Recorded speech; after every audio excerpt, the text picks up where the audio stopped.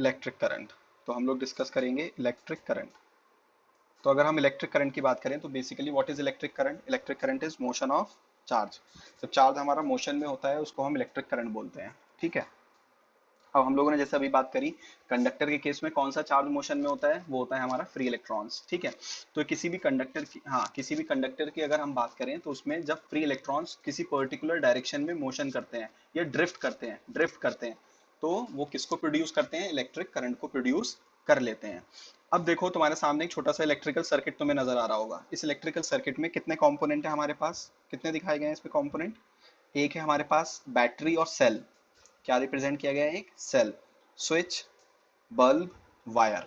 अब देखो किसी भी इलेक्ट्रिकल सर्किट में हमारे पास दो तरह के कंपोनेंट हो सकते हैं। थोड़ा तेज पढ़ाऊंगा मैं अभी के लिए, क्योंकि अभी जस्ट मुझे कुछ बातें डिस्कस करनी है बस। ठीक है। तो किसी भी इलेक्ट्रिकल सर्किट में हमारे पास दो तरह के कंपोनेंट हो सकते हैं। एक एक्टिव कंपोनेंट होते हैं और एक पैसिव। मैंने क्या बोला? एक एक्टिव होते हैं और एक पैसिव कंपोनेंट। ठीक है। अब ये एक्टिव कंपोनेंट क्या होते हैं? एक्टिव कंपोनेंट या एलिमेंट्स। ठीक है। अगर मैं एक्टिव एलिमेंट्स की बात करूं तो जैसे फॉर एग्जांपल यहाँ पर ये बैटरी या सेल। बैटरी या सेल हमारा कैसा कंपोनेंट होता है? एक्टिव कंपोनेंट या एलिमेंट होता है। ये एक्टिव क्यों होता है? ये एक्टिव इसलिए होता है क्योंकि ये सर्किट के अंदर एनर्जी को प्रोवाइड करता है। सर्किट को क्या प्रोवाइड करता है? ये इलेक्ट्रिकल एनर्जी प्रोवाइड करता है, इसलिए हमारा कैसा कंपोनेंट होगा? ये एक्टिव। अब बाकी कंपोनेंट ऐसे होते हैं जो पैसिव कहलाते हैं। सेकंड क्या है हमारे पास? एक्टिव के बाद पैसिव। पैसिव एलिमेंट क्या होते हैं? सोचो फिर।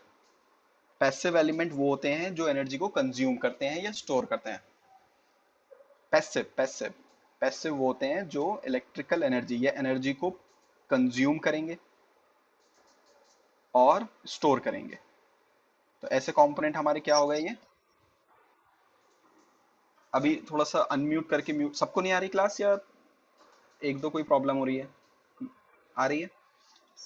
ठीक ठीक ठीक ठीक। किसी एक आध को नहीं आ रही है तो वो अनम्यूट होके म्यूट हो फिर से। ठीक। तो पैसिव एलिमेंट।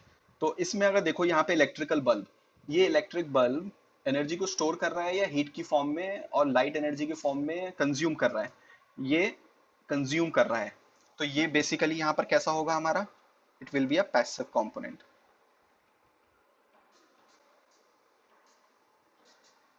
पैसिव कंपोनेंट और एलिमेंट। ठीक है।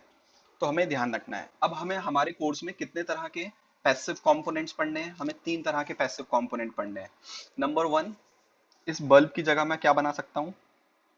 इस बल्ब की जगह मैं बना सकता हूँ पैसिव कंपोनेंट, एक रेजिस्टर भी बना सकता हूँ मैं। ये भी एनर्जी को कंज्यूम करता है in the form of heat. ठीक है। सो it will consume energy in the form of heat. ठीक है। दूसरा मैं क्या बना सकता हूँ? एक कैपेसिटर। कैपेसिटर एनर्जी को क्या करता है? स्टोर करता है। किसकी फॉर्म में करता है? इलेक्ट्रिक फील्ड की फॉर्म में। याद है क्लास? और तीसरा हमारा होता है इंडक्टर। क्या होता है हमारा? इंडक्टर। इंडक्टर भी एनर्जी को स्टोर करता है in the form of magnetic field. ये आगे पढ़ेंगे हम लोग। In the form of magnetic field ये भी हमारा एनर्जी को क्या करेगा? स्टोर। तो बेसिकली दो तरह के कंपोनेंट हमने समझ लिए, one is active, one is passive. ठीक है। इस चैप्टर में हम बेसिकली किसके बारे में बात करने वाले हैं? रजिस्टर के बारे में बात करने वाले हैं। ठीक। अब आगे चलते हैं। देखो, ठीक है, कितना फोर्स लगाएगी? Q times of E। अब देखो ये जो यहाँ पे फोर्स अप्लाई हुआ Q टाइम्स ऑफ E, ये इन चार्जेस को मूव कराएगा इस क्रॉस सेक्शन के थ्रू। ठीक। तो अब ध्यान से देखो, अगर मैं ऐसा बोलूं कि इस क्रॉस सेक्शनल एरिया से कितना चार्ज पास हो रहा है, for example that is delta Q, और कितने टाइम में पास हो रहा है? डेल्टा टी टाइम में। तो अगर मैं यहाँ पर एवरेज वैल्यू लिखने की कोशिश करूं करंट की, तो क्या लिख सकता हूँ बताओ class? What will be the average value of current? यहाँ पे हम लिख सकते हैं that will be upon delta T. ये तो हमने 10th क्लास में पढ़ा है। What is electric current? It is rate of flow of charge. ठीक है। तो मैं delta q upon delta T लिख दूंगा। एक बात और नोटिस करो यहाँ पर, कि यहाँ पर कंडक्टर के अंदर में इलेक्ट्रिक फील्ड जीरो है कि नॉन जीरो है? नॉन जीरो है। लेकिन अगर ये इलेक्ट्रोस्टैटिक कंडीशन होती तो यहाँ पर इलेक्ट्रिक फील्ड कितना हो जाता है हमारा, जीरो। तो इस बात को याद रखना है तुम्हें, जब किसी कंडक्टर से सेल वगैरह तुम कनेक्ट करते हो और वहां पर करंट फ्लो करने लगता है, तब कंडक्टर के अंदर में इलेक्ट्रिक फील्ड नॉन जीरो होती है। ठीक है, तो एक बात हमने ये पता करी कि एवरेज वैल्यू ऑफ करंट कैसे फाइंड करेंगे। यहाँ अगर मैं एसआई यूनिट की बात करूँ, बहुत सिंपल सी बात है, चार्ज की यूनिट हो गई कूलम्ब, टाइम की हो गई सेकंड। कूलम्ब पर सेकंड का दूसरा नाम क्लास एम्पियर होता है। ठीक बात, ठीक है। आगे देखो, अब अगर मैं तुमसे करंट की इंस्टेंटेनियस वैल्यू पता करने के लिए बोलूं, तो हम लिख सकते हैं limit delta t tending to zero delta q upon delta t. अब इंस्टेंटेनियस वैल्यू में हम क्या लिख सकते हैं, इसको d q by d t. तो यहां से अगर मैं डी क्यू की वैल्यू निकालूं तो ये हो जाएगा आई इंटू डी टी। कितना हो जाएगा, आई इंटू डी टी। अब देखो ये जो आई इंटू डी टी इक्वेशन लिखी हुई है ना, इसको हम कैसे यूज करेंगे न्यूमेरिकल में। तो हमारे पास इक्वेशन आ गई I into D T equals D Q. ठीक है, अब इस इक्वेशन के अंदर दो पॉसिबिलिटीज हो सकती हैं। पॉसिबिलिटी नंबर वन क्या हो सकती है, कि यहाँ पर जो करंट हो हमारे पास आई, वो कांस्टेंट हो। अगर हमारा करंट कांस्टेंट हो गया, मैं दोनों तरफ इंटीग्रेशन कर रहा हूँ, तो इंटीग्रेशन से बाहर निकाल लूंगा मैं करंट को, one into D T D Q. So what is one into D T, it will become delta t, and what is 1 into dq, it will become delta q। अब किसी को लग रहा होगा सर ये कैसे हो गया 1 into dq delta q। अरे भाई ये q1 और ये कितना q2, तो what is 1 into dq, q, q1 से लेकर q2 upper limit minus lower limit. इस डिफरेंस को क्या लिख सकता हूं मैं, डेल्टा q लिख सकता हूं। ठीक है, तो बेसिकली मैं यहां लिख सकता हूं I equals delta q upon delta T. ये कौन सी वैल्यू है करंट की, जब करंट कांस्टेंट था। तो इंस्टेंटेनियस कहाँ होगा, डेल्टा तो एवरेज में आता है। अच्छा, अगर करंट करंट करंट अगर कांस्टेंट नहीं हो, किसका फंक्शन हो, टाइम का, तो हम करंट को बाहर नहीं लिख सकते, फिर हमें क्या लिखना पड़ेगा, आई इंटू डी टी। और यहाँ पे कितना लिखेंगे, one into D Q. Limit क्या जाएगी, टी वन से लेकर टी टू। ठीक है, तो ये तो अगर इनिशियल चार्ज कितना था, जीरो, और फाइनल कितना था, कैपिटल क्यू। तो what is one into D Q, Q, and I into D T, T one से लेकर टी टू। हम ये वाली इक्वेशन यूज करेंगे। ठीक है, तो अगर हमारा करंट कांस्टेंट होगा न्यूमेरिकल में, तो हम डायरेक्ट ये वाली इक्वेशन यूज कर सकते हैं, delta q upon delta T. और एवरेज वैल्यू और इंस्टेंटेनियस वैल्यू दोनों सेम आएंगी। ठीक है, दोनों वैल्यूज क्या होंगी हमारी, सेम ही होंगी। ठीक, लेकिन अगर करंट हमारा किसका फंक्शन हुआ, क्लास किसका फंक्शन हुआ, टाइम का, तो अब आई कांस्टेंट नहीं है, तो इस केस में हम ये इक्वेशन यूज करेंगे, क्या फाइंड करने के लिए, क्यू। ठीक है ना, सो क्यू फाइंड करने के लिए। यहां तक बात ठीक है।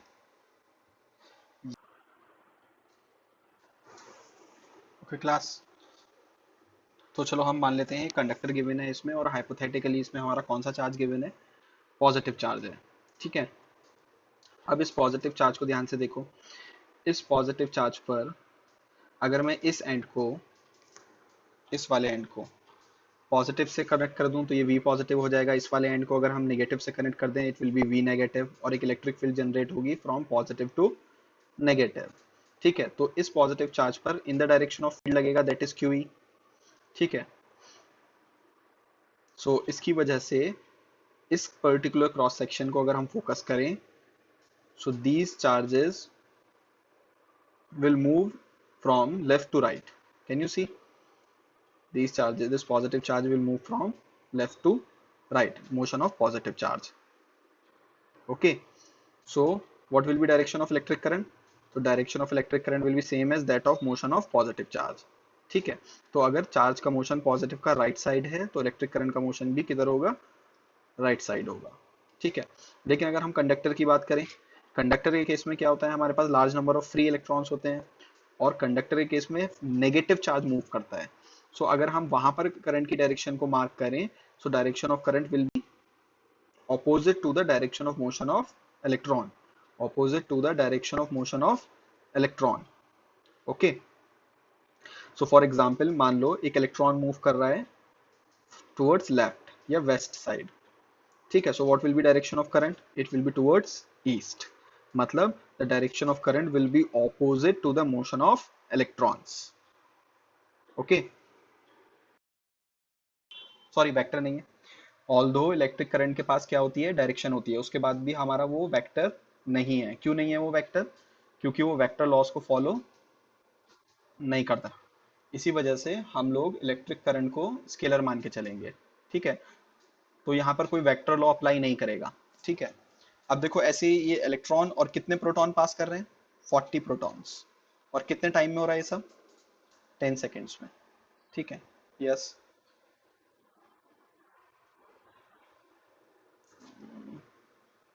एक जा रहा है हमारा राइट टू लेफ्ट. चलो अभी कर लेता हूँ मैं, एक सेकेंड डायरेक्शन घुमा देता हूँ. देखो पहला वाला किधर जा रहा था हमारा क्लास, राइट टू लेफ्ट, तो ये तो ठीक था, राइट टू लेफ्ट. और दूसरा वाला किधर जा रहा है हमारा, लेफ्ट टू राइट. ठीक है, अब अगर मैं यहाँ पर एवरेज वैल्यू निकालूं करंट की, तो मुझे ये बताओ टोटल चार्ज कितना पास हुआ. That is number of electron into charge on one electron, correct, plus number of proton charge on each proton. अरे एक इलेक्ट्रॉन पर कितना चार्ज होता है, नेगेटिव का 1.6 इंटू 10 की पावर माइनस 19 होता है ना. और प्रोटॉन पे कितना होता है, इतना ही पॉजिटिव 1.6 इंटू 10 की पावर माइनस 19. ठीक है, तो 40 इलेक्ट्रॉन्स थे, 40 प्रोटॉन थे, तो ये हमारा टोटल चार्ज हो गया जो फ्लो करा. ठीक, टोटल अमाउंट ऑफ चार्ज. उसके बाद कितना टाइम लगा इसमें, 10 सेकेंड्स. तो टोटल कितना आ जाएगा, 80 times of E upon 10, that is 8 times of E ampere. E का वैल्यू पुट कर लो, 1.6 इंटू 10 की पावर माइनस 19. ठीक है, अच्छा देखो ये जो इलेक्ट्रॉन मूव कर रहे हैं उसकी वजह से करंट का डायरेक्शन क्या होगा वैसे,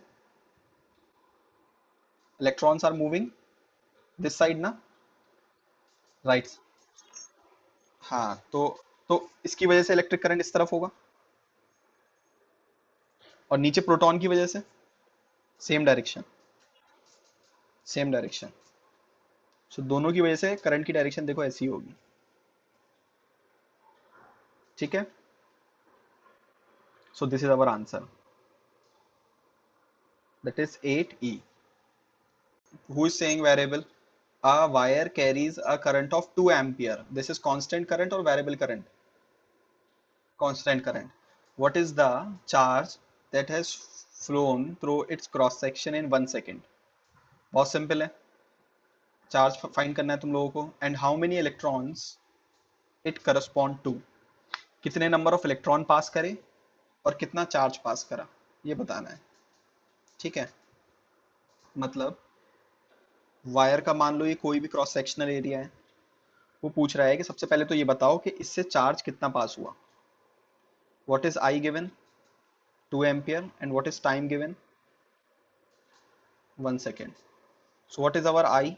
Current constant है, delta Q upon delta T. Now class, what is I given? 2. And what is delta T? 1. So what will be delta Q charge value? 2 coulomb. अच्छा हम लोगों को एक बात और पता है, that Q equals any. What is Q? 2. What is N? We have to find number of electrons. And what is E? 1.6 into 10 की power minus 19. So N will be 2, that is 2 1.6 into 10 की power 19. This is our answer. ठीक है class.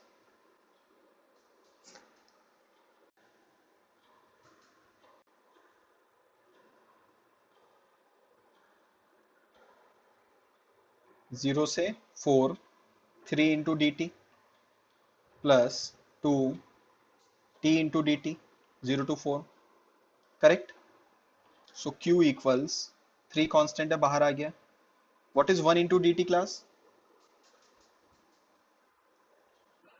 t, 0 से लेकर 4 तक। What is t × dt? So 3। What is 4 - 0? What is t square? 4 square minus 0 square. सही लिख रहा हूँ ना मैं? So what is answer? 28 कोलैम। अब इसका बी पार्ट क्या था, जरा ध्यान से देखो।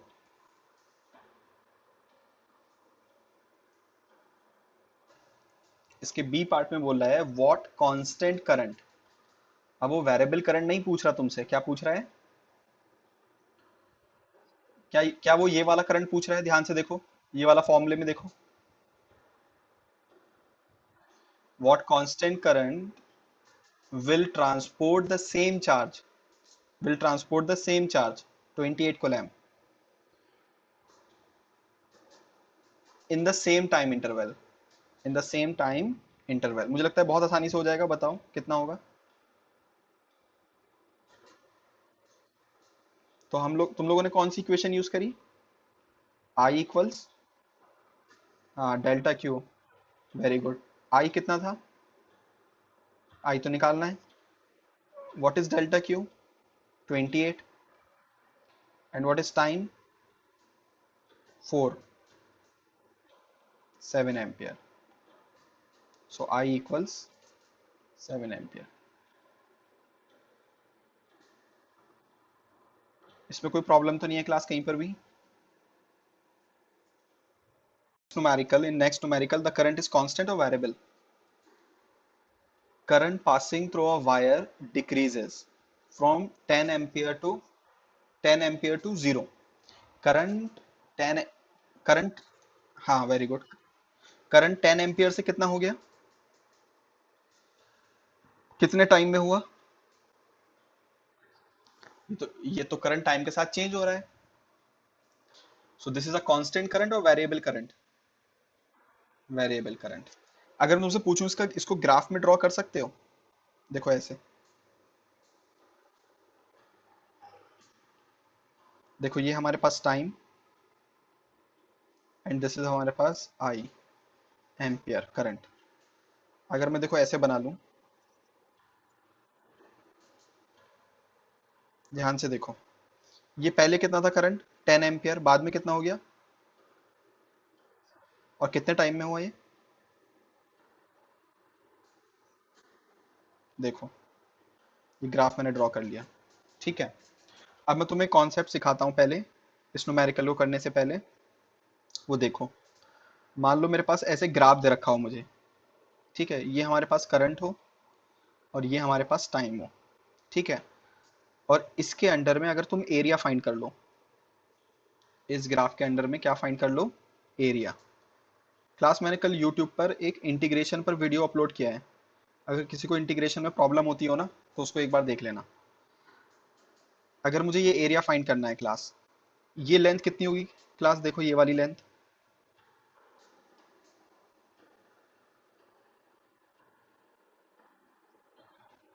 क्लास ये लेंथ आई होगी, और ये डिस्टेंस कितनी होगी? D t. तो अगर मैं ये एरिया फाइंड करूं तो क्या लिख सकता हूं area? L into b. What is l into b? I into D t. और टोटल एरिया के लिए क्या करूंगा मैं यहाँ पर? इंटीग्रेशन T1 से लेकर T2 तक। और यही हमारा क्या देता है हमें? Q means charge. तो इसका मतलब, इस बात को ध्यान रखना है, नोट बना लेना है, कि अगर तुम आई टी ग्राफ के अंडर में एरिया फाइंड करते हो, so it will be equal to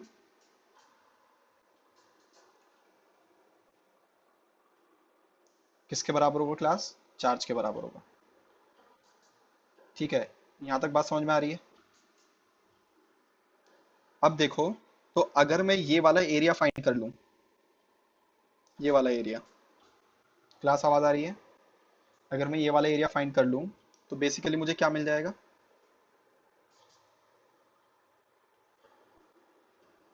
class, hello. तो बेसिकली मुझे क्या मिल जाएगा? अपना चार्ज मिल जाएगा। तो मैं लिखूंगा charge, so I will write charge equals area under the graph, that is half base. What is base class? 4. And what is height? You can see this height 10. So what you will get? 20 coulomb.